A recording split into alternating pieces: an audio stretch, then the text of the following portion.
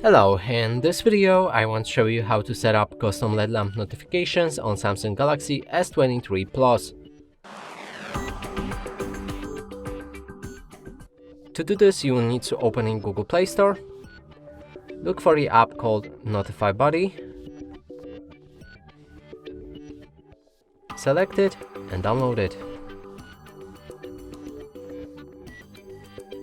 When it's ready, click on the Open, move to the next step and grant 3 permissions.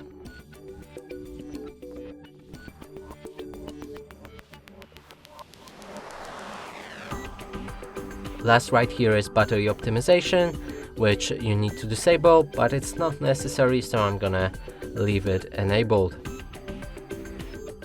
From here the app is ready, you can start using it.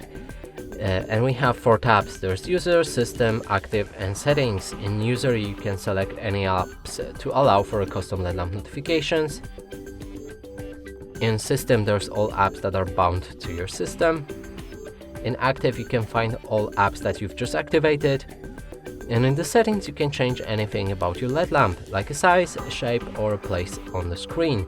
Let's click on the test to see the LED lamp, which should be right here by the default.